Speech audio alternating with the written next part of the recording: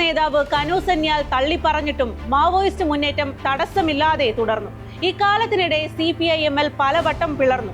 അങ്ങനെയുണ്ടായ 2 ഡസനോളം നക്സലൈറ്റ് പാർട്ടികൾ ഇന്നും സജീവമാണ്. പ്രധാന പാർട്ടിയായ CPI-ML തന്നെ സായുധ സമരം ഉപേക്ഷിച്ച് ജനാധിപത്യ വഴിയിലേക്ക് വന്നു. ബീഹാറിലൊക്കെ CPI-M-നേക്കാളും CPI-യേക്കാളും വലിയ പാർട്ടി ഇപ്പോൾ CPI-ML ആണ്. 1980-ലാണ് CPI-ML പീപ്പിൾസ് വാർ ഗ്രൂപ്പ് രൂപം കൊള്ളുന്നത്. K. സീതാരാമയ്യയും K. ചിരഞ്ജീവിയുമായിരുന്നു സ്ഥാപക നേതാക്കൾ. ആ സംഘടന ആന്ധ്ര കേന്ദ്രീകരിച്ച് പ്രവർത്തനം തുടങ്ങി. ബീഹാറിലും പശ്ചിമ ബംഗാളിലും വേരുപിടിച്ചത് മാവോയിസ്റ്റ് കമ്മ്യൂണിസ്റ്റ് സെന്റർ എന്ന പാർട്ടിയായിരുന്നു. 2004 സെപ്റ്റംബറിൽ മാവോയിസ്റ്റ് കമ്മ്യൂണിസ്റ്റ് സെന്ററും CPI-ML പീപ്പിൾസ് വാർ ഗ്രൂപ്പും ലയിച്ചു. അങ്ങനെയാണ് communist party of India Maoist രൂപം കൊള്ളുന്നത്. രാജ്യത്ത് സായുധ വിപ്ലവത്തിൽ വിശ്വസിക്കുന്ന കമ്മ്യൂണിസ്റ്റുകളുടെ ഏറ്റവും വലിയ കൂട്ടമായി ഈ പാർട്ടി മാറി. ദീർഘകാലം സംഘടനയെ നയിച്ചത് ബസവരാജ് എന്നറിയപ്പെടുന്ന N. കേശവറാവു ആണ്. ഛത്തീസ്ഗഡിലെ ബസ്തറിൽ വെച്ച് ബസവരാജ് കൊല്ലപ്പെട്ടു. ബസ്തറാണ് രാജ്യത്തെ അവസാനത്തെ മാവോയിസ്റ്റ് ശക്തി കേന്ദ്രം എന്ന് പറയാം. ഛത്തീസ്ഗഡിൽ 66,000 സൈനികരെയാണ് നിയോഗിച്ചിരിക്കുന്നത്.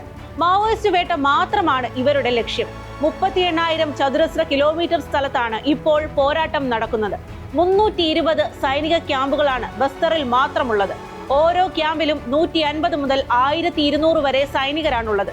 ഈ സേനാ വിന്യാസത്തിന്റെ ശക്തിയിലാണ് മാവോയിസ്റ്റുകളെ അടുത്ത മാർച്ചിന് മുൻപ് ഇല്ലാതാക്കുമെന്ന് ആഭ്യന്തരമന്ത്രി അമിത് ഷാ പ്രഖ്യാപിച്ചത്. M. വേണുഗോപാൽ റാവു ആണ് മാവോയിസ്റ്റുകളുടെ ഇപ്പോഴത്തെ താത്വിക തലവൻ. സായുധ വിപ്ലവത്തിൽ നിന്ന് പിന്മാറണം എന്ന് ഇത് 2ാം വട്ടമാണ് 1 മാസത്തിനിടെ റാവു കത്തെഴുതുന്നത്.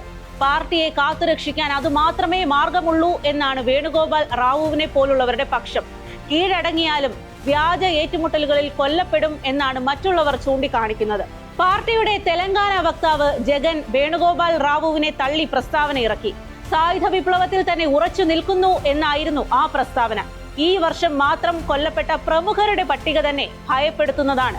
ബസവരാജിന് പുറമെ കേന്ദ്ര കമ്മിറ്റി അംഗങ്ങളായ കട്ട രാമചന്ദ്ര റെഡ്ഡി, കാദരി സത്യനാരായണ റെഡ്ഡി, രവി ചലപതി, സഹദേവ് സോറൻ, ബാലകൃഷ്ണ, നരസിംഹ, ചലം എന്നിവരാണ് ഈ വർഷം കൊല്ലപ്പെട്ടത്.